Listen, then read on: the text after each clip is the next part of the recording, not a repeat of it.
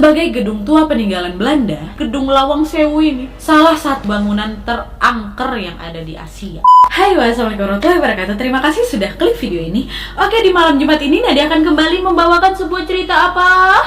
Horor.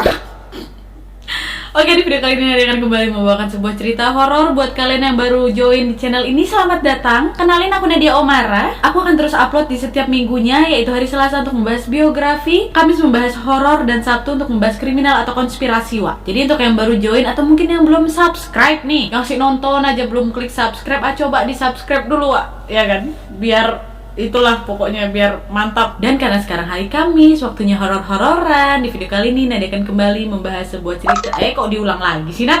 Oke, jadi di video kali ini Nadia akan kembali membawakan kisah horor seputar Lawang Sewu, dimana kisah ini juga merupakan request terbanyak dari Wawa semua yang pengen kali aku bahas soal soal tempat ini. Dan di video kali ini aku akan menceritakan soal sejarah pembangunan dari Lawang Sewu, beserta beberapa cerita mengenai penampakan makhluk halus yang ada di bangunan tua Lawang Sewu, yang juga merupakan salah satu tempat yang terangker di Asia, Wak. Gimana kisahnya? Check it out!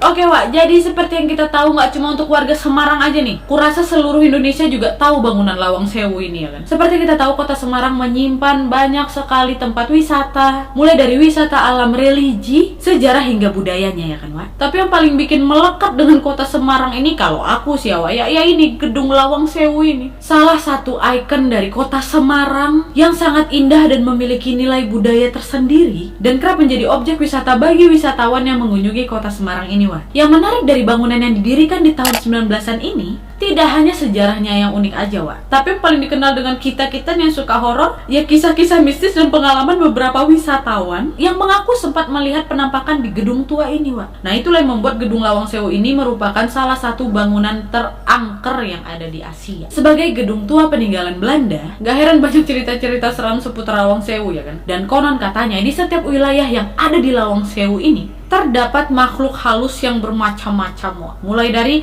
Amiske, gendewowo, arwah tentara, hingga noni Belanda. Nah, sebelum aku masuk ke kisah-kisah seramnya, kalian harus tahu juga nih sejarah pembangunan dari bangunan tua ini, Wak. Sekarang kita akan masuk ke kisah seputar sejarah pembangunan dari Lawang Sewu, ya, Wak.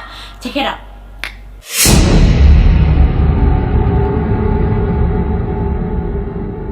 Oke, Wak, jadi Lawang Sewu ini merupakan gedung bersejarah milik PT Kereta Api Indonesia yang awalnya digunakan sebagai kantor pusat perusahaan kereta api swasta Nederlands Indische Spoorwegmaatschappij, ya, NISM. Lawang Sewu ini dibangun di masa pemerintahan Belanda, mulai dari 27 Februari 1904 sampai 1 Juli 1907. Bangunan ini didirikan di lahan seluas 14.216 meter persegi untuk kantor pusat perusahaan kereta api NISM tadi, dan merupakan bukti awal sejarah perkembangan perkereta apian di Indonesia. Gedung Lawang Sewu ini dibangun secara bertahap, Wak. Bangunan utama dimulai di tanggal 27 Februari 1904 tadi, dan barulah selesai di Juli 1907. Sedangkan bangunan tambahannya itu didirikan di tahun 1916 sampai 1918. Bangunan ini dirancang oleh Profesor Jacob F. Klinkhammer dan B.J. Undak,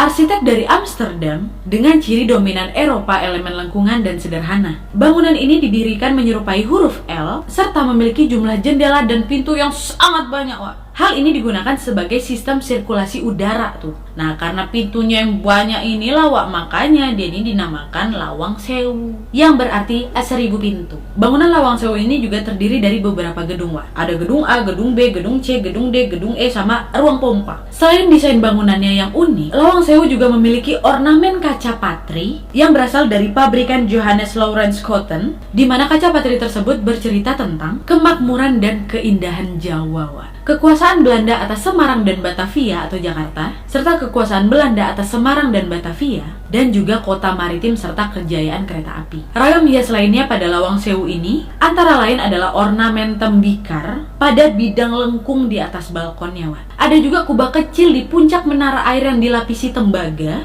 dan puncak menara yang dihiasi perunggu, Wak. Nah, Lawang Sewu ini juga menjadi saksi pertempuran 5 hari di Semarang yang berlangsung pada tanggal 14 sampai 19 Oktober 1945. Gedung ini menjadi rebutan AMKA atau Angkatan Muda Kereta Api dengan tentara Jepang sebelum Sekutu datang. Pada tahun 1942 sampai 1945, Lawang Sewu ini diambil alih oleh Jepang dan digunakan sebagai kantor Ryuku Sokyoku atau Jawatan Transportasi Jepang. Dan pada tahun yang sama pun Lawang Sewu ini menjadi kantor Dekari atau Jawatan Kereta Api Republik Indonesia. Setahun berikutnya di tahun 1946, Lawang Sewu ini digunakan sebagai markas besar Belanda sehingga perkantoran Dekari tadi harus pindah ke bekas De Zuchtemach Japijen lah itu. Dan akhirnya setelah pengakuan kedaulatan RI di tahun 1949, Lawang Sewu pun akhirnya digunakan sebagai markas Kodam 4 di Ponorogo. Dan di tahun 1994 barulah ini Lawang Sewu diserahkan kembali ke PT Kereta Api Indonesia dan juga sempat kosong di beberapa tahun ke depan tuh. Nah, awal mula kengeriannya di balik hingar-bingar pekerja perusahaan kereta api itu, Lawang Sewu ini juga memiliki sisi kelam yang jauh dari kesan perkantoran. Selain lantai 1 dan lantai 2 yang digunakan sebagai perkantoran, kantor ini juga memiliki lantai bawah tanah sama lantai 3. Lawang Sewu ini menjadi saksi bisu dari kelamnya masa penjajahan Belanda. Karena pada saat itu, setelah ditinggal oleh NIS itu perusahaan kereta api Hindia Belanda, bangunan ini sering difungsikan oleh tentara Belanda dan Jepang sebagai penjara. Ruang bawah tanah yang berada di Lawang Sewu ini memang sangat-sangat menyeramkan, Wak. Aku pernah ke sana. Nanti enggak usah cerita aku. Ini cerita ini aja dulu ya. Diawali dari tangga turun yang melingkar dari besi cor, kita akan langsung dihadapkan sejumlah ruangan yang ada di ruang bawah tanah itu. Berdasarkan cerita yang beredar, Wak, ruang bawah tanah inilah yang menjadi tempat eksekusi massal terhadap para tahanan ketika Jepang kalah di Perang Dunia Kedua. Beberapa ruangan yang ada di ruang bawah tanah itu akhirnya disulap menjadi ruang tahanan yang sangat-sangat menyiksa, Wak. Dengar nama penjara atau ruang tahanan udah serem kan? Dan dari beberapa ruang-ruang tahanan itu juga ada namanya nih, Wak. Seram nih. Nih ya, apa-apa aja. Ada penjara jongkok, penjara berdiri, dan ruang penyiksaan. Nah ini nih beberapa fungsi-fungsi dari ruangan itu. Kalau penjara berdiri, Wak, awalnya itu digunakan mereka sebagai lokasi penampungan tahanan. Nah, tahanan yang tertangkap dimasukkanlah itu ke dalam penjara itu. Tapi nggak satu orang dimasukkan, Wak. Dan ukurannya itu cuma kurang lebih 1 kali 1 meter nih. Dan itu nggak cuma satu orang yang ada dalam situ. Berdesak-desak. Bahkan ya, Wak, ya di peta kecil itu, mereka memaksa 10 sampai 15 orang tahanan masuk ke sana. Kalian pikir lah itu. Hal inilah yang membuat para tahanan nggak akan bisa jongkok. Boro-boro jongkok, Wak. Karena kalau misalnya mereka duduk atau jongkok, ya berdesak lah kan, makin kesempit kawan-kawan yang lain dia ini nih. Nah itulah makanya mereka berdiri bersusun-susun gitu, Wak. 15 orang. Inilah yang banyak membuat tahanan tersiksa, nggak bisa bernapas malah, dan akhirnya meninggal di dalam desaan itu. Itu penjara berdiri tuh, Wak. Kalau penjara jongkok lebih seram lagi. Beda sama penjara berdiri. Kalau penjara berdiri tahanan disuruh berdiri, akan berdesak-desak. Ini kalau jongkok, Wak, yaitu sama dengan namanya. Tahanannya disuruh jongkok. Di petaan kecil juga. Kenapa mereka harus jongkok? Karena nanti di atasnya tuh ditutup ya gitu loh, Wak. Jadi kita tuh kayak dimasukin dalam kotak, tersusun-susun tuh kayak nyusun bakpia, susun-susun terus ditutup atasnya. Dan tinggi penjara tuh nggak sampai 1 meter. Itulah yang buat tahanan tuh betul-betul bukan jongkok tegak juga, jongkoknya duduk nih gitu. Bisa nggak kalian bayangin? Itu separah itu. Dan yang ketiga, ruang penyiksaan. Nah, ruang penyiksaan ini berada di ruang bawah tanah itu juga, sama di lantai 3, Wak. Dan di ruang penyiksaan ini yaitu udah dari namanya aja udah tebak kan, digunakan sebagai tempat untuk menyiksa para tahanan sampai tewas. Nah, itu tuh, kalian bayangkan, itu ruang bawah tanah tuh besar loh, Wak. Penjara berdiri, penjara jongkok tuh nggak cuma satu, banyak. Makin banyak penjara yang nggak manusiawi itu, makin banyak juga korban yang tewas di sana. Gara-gara inilah, Wak, makanya banyak kisah-kisah seram seputar ini, Lawang Sewu ini. Nah, sekarang baru kita akan masuk ke kisah mistis bangunan dari Lawang Sewu ini, Wak. Check it out.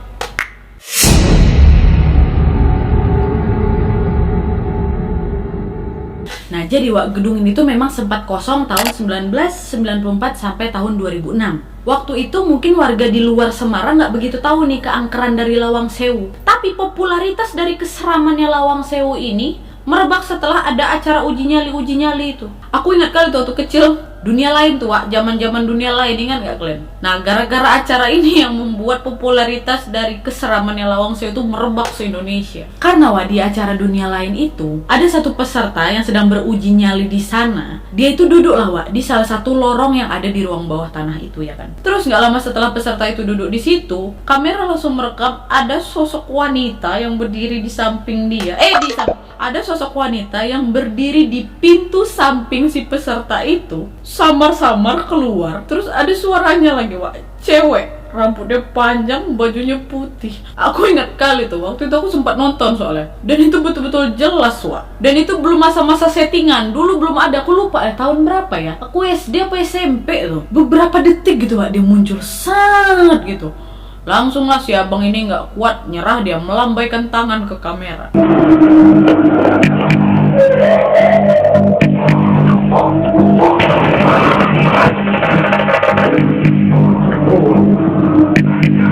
Masya Allah, Mas tolong Mas, Allah Akbar, Allah.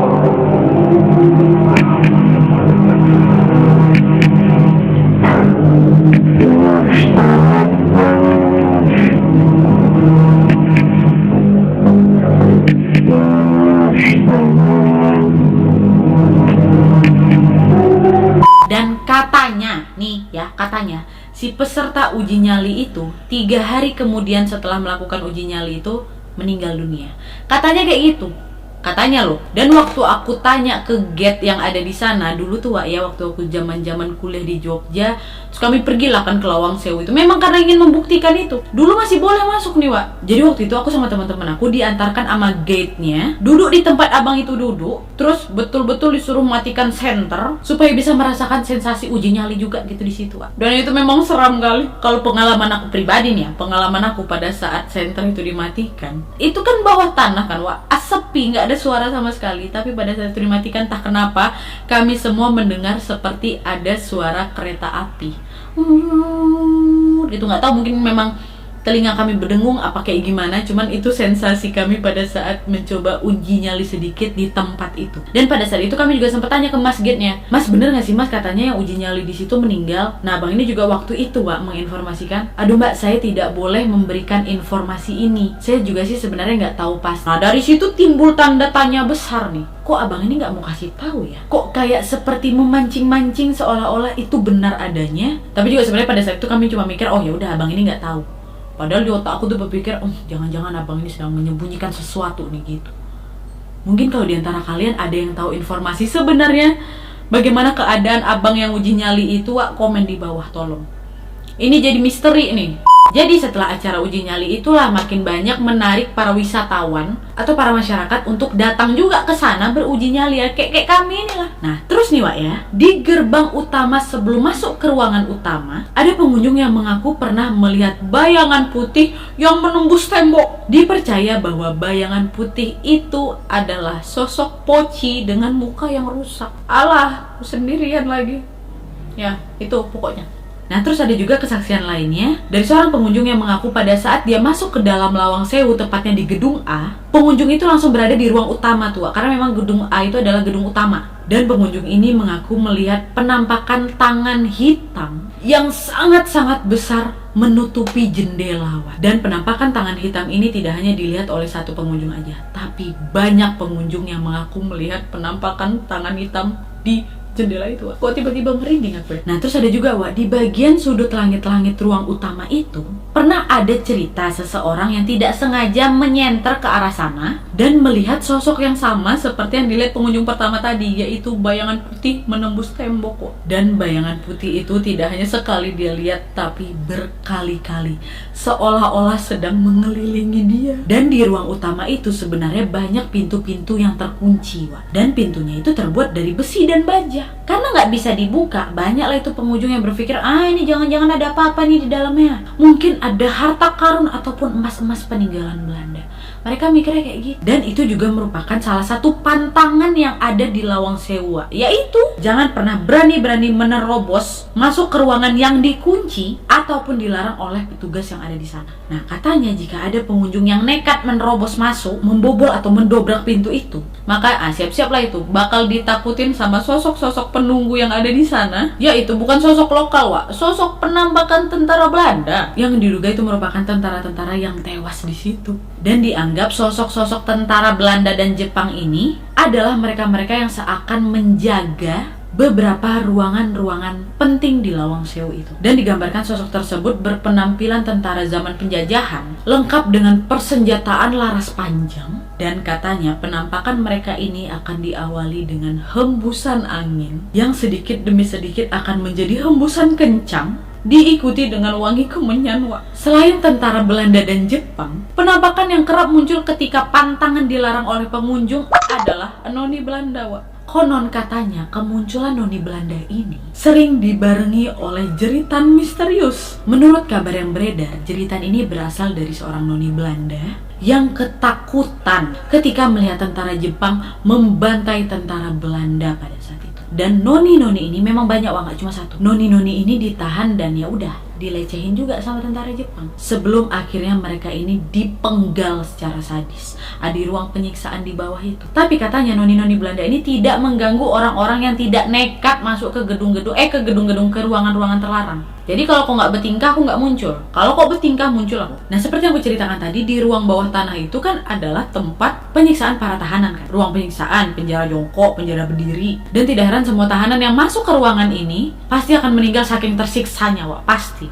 Nah, akibat dari penyiksaan yang sadis inilah membuat ruang bawah tanah ini sering tercium aroma anyir dan aroma-aroma yang tidak pernah dicium sama pengunjung sebelumnya, Wak. Dan aroma itu semakin kuat terasa apabila mereka mendekati ruang-ruang penjara serta ruangan penyiksaan. Padahal itu udah terjadi ratusan tahun lalu tuh. Dan di sana juga ada bunker yang lorongnya itu kerap disebut lorong hantu. Katanya, Wak, jika kalian berjongkok di sana, pengunjung yang beruntung akan melihat manusia bermata hijau yang menyala sambil merangkak. Itu nggak beruntung, bro. Itu nggak beruntung. Itu sial. Mungkin akan beruntung untuk orang yang udah berani kali itu.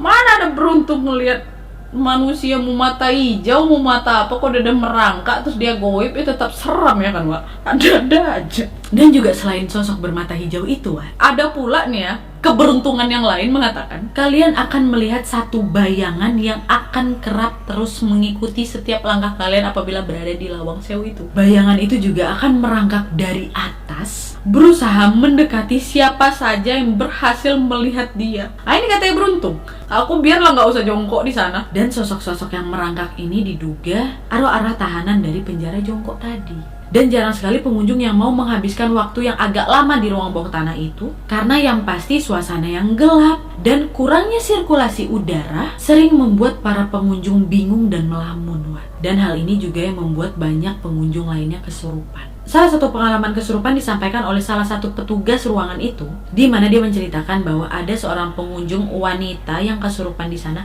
terus tiba-tiba menari. Wak. Tariannya tuh nggak kayak tarian kita, tariannya balet loh, yang menikuk penari balet tuh loh, Wak. Dan dia menari dengan sempurna. Dan ketika sudah sadar dan ditanyai, kakak dulu pernah nari balet, Kak? Kakak dulu kursus balet? Enggak ada, emang kenapa? Kakak tadi menari balet sangat sempurna. Hal ini diduga sepertinya wanita itu dirasuki oleh noni-noni Belanda itu, Wak. Karena kan balet berasal dari Eropa ya kan. Nah, selain di ruang bawah tanah itu, di lantai 1 dan 2 kan banyak lorong-lorong tuh. Di lorong-lorong baik lantai 1, lantai 2 banyak para pengunjung yang mengaku secara tidak sengaja mereka melihat sosok penampakan tante atau miske. Dan diduga penampakan makhluk astral berambut panjang, berbaju putih, itu udah biasa di sana, Wak. Dan diduga untuk orang-orang yang bisa melihat mereka dengan jelas mengaku penampakan miske ini digambarkan selain dia berambut panjang dan berbaju panjang putih. Aduh, gue merinding. Sosok ini sering berjalan-jalan seakan-akan sedang mencari sesuatu dengan tatapan kosong dan aura yang sangat menyeramkan. Aduh, kalian tahu nggak jam berapa? Jam 12, Wak. Dan kalau misalnya ke lantai 3 kan ada ruang penyiksaan tuh. Dan kalian tahu ruang penyiksaan di lantai 3 itu adalah tempat digunakan tentara Jepang untuk tempat pemasungan kepala dan perantaian badan. Bahkan katanya alat pemasung sama rantai tahanan itu masih ada di sana dalam keadaan yang udah bekarat. Lagi-lagi kalau misalnya kalian masuk ke ruangan itu, suasana yang menyiksa, yang misterius akan langsung dirasain. Ada yang bilang tiba-tiba sekujur tubuhnya merinding kayak aku sekarang. Dan seakan-akan seperti banyak sosok yang sedang memperhatikannya dari jauh, tapi wujudnya nggak kelihatan. Dan selain itu juga ada saksi mata yang mengaku pada saat berada di lantai 3 itu mereka sering mendengar suara teriakan. Bukan teriakan cewek aja, teriakan cowok juga. Seperti teriakan menangis meratap gitu. Dan setelah selesai di lantai 3, terus kita turun balik ke halaman utama tuh. Di halaman utama gedung Lawang Sewu itu ada sumur tua. Sumur tua ini udah lama tidak dibuka untuk publik. Dan kalian tahu alasan penguncian sumur itu dikarenakan adanya suara-suara aneh yang kerap bermunculan dari dalam sumur tua itu. Ya sama, suara yang terdengar di dalam sumur tua itu adalah suara teriakan, suara menangis, suara tersiksa. Dan menurut kabar, sumur inilah yang digunakan tentara Jepang untuk menyiksa tentara Belanda. Ya makanya itu sering terdengar suara minta tolong di dalam sumur itu.